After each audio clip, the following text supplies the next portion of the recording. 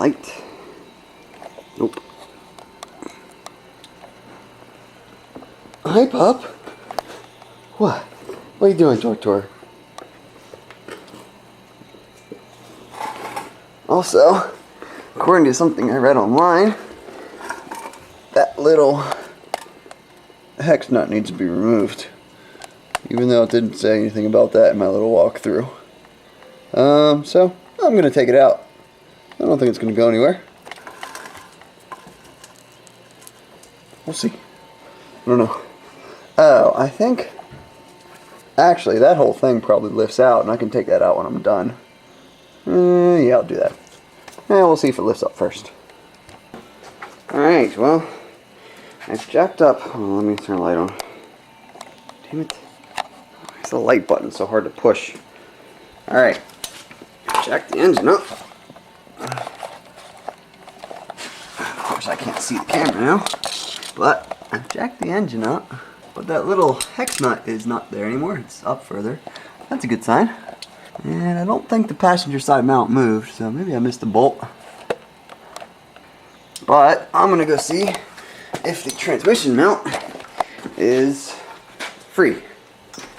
I had the engine jacked up, and I tried to take the transmission out, the transmission mount out, and I couldn't because the axle was in the way. And, oh great, well, took the axle out, but it's still kind of stuck in place, but I think I can finagle the transmission mount out.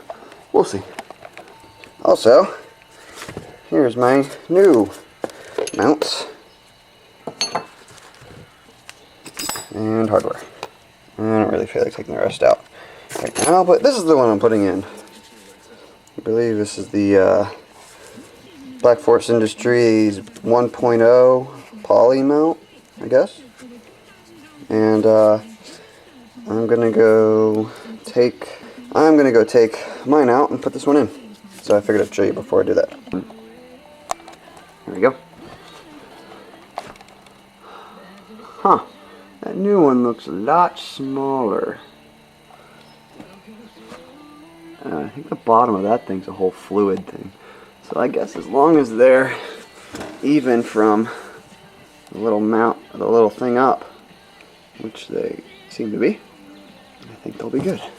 So, that was fun. I did manage to finagle it out of there with that axle unbolted but still in place. So I had to bring it out from the top of the engine bay though. So it worked though. Okay, that is the front mount, and that is Thor. Hey buddy. Yeah, according to these little instructions, it says, with the mount removed from the car, locate the hex bolt, which is on the bottom, right there, and remove it. You should be now able to disassemble the parts, yada yada yada, whatever. Yeah, I don't know how they expect this entire thing to fit through a hole that's this big. Yeah, you need to remove the hex bolt before you can move the whole thing. Yeah, that was really annoying. But anyway, I'm going to take that apart now and see what happens. Okay, this thing has been disassembled. It used to be like this. And this thing on top of it. Apparently, this thing just pulls out. It's really hard to pull out, but it just pulls out. And this thing just pulls off. Okay, let's do the lovely comparison. It's about what? Let's say a little bit less than a 1/4 inch shorter, maybe an 1/8 of an inch. Can't really see because of the light. It's okay. But this one is squished. See how it's squished? It's not really cylindrical anymore. It's fatter on this side than it is over here. Hey, look, it says VR6 on there. Yeah, oh, that's interesting. Alright, well, I'm going to put it back together with the new one and put it back in. Alright, well,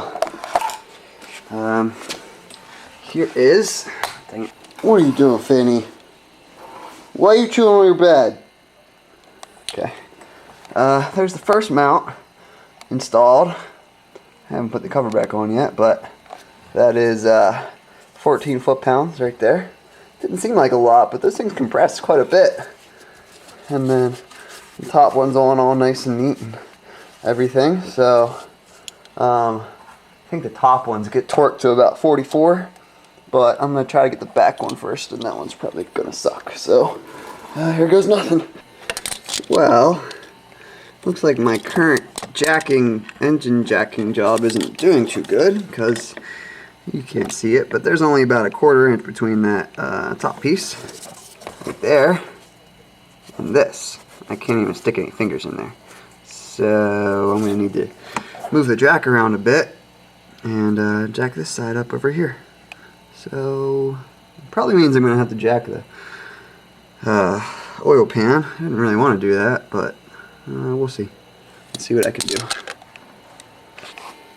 Alright, after calling my brother, I jacked it up right there on the oil pan with a nice little 4x6, and my oil pan isn't dead.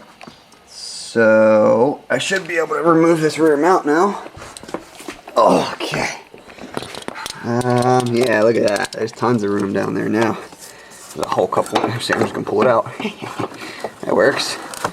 Look at that. Okay. Huh. Ooh, that one looks a little different than the first one. Alright, well, I'm going to take this thing apart, and I will be right back. Alright, here's the housing for the bottom mount for the back. You have to remove these little clippies right there. And so I used channel locks, and it was actually pretty easy. It just kind of went like this. Easier than trying to pry it off with a screwdriver, which I did first, and I hurt my thumb. You really only need to do 2 of them, because you can just pull it out like that. Oops. And then this looks familiar. Whoa. Oh, I found this interesting too. Yeah. You can't really tell. Let's do this. Can you tell now? Right? Yeah, that's about, I don't know, at least a 1/4 inch smashed, smushed, whatever you want to call it. Yeah, that one was really screwed. And this one's also not cylindrical anymore. It's, you know, kind of stop turning on and off light. It's kind of screwy. Yeah, so that one's bad. Alright, you can kind of see that the holes don't quite line up. Nah, actually you can't see it at all, but they don't quite line up. Taking from what I read online, some people say that before they put the engine down all the way and try to move it around, while it's still jacked up a little bit, they'll put the first couple threads of the bolt in, and that's what I'm going to try to do. So I got a pry bar, and I'm going to try to move the engine over to the driver's side just a little bit, and I'm sure it'll help, but no, that's what I'm going to do.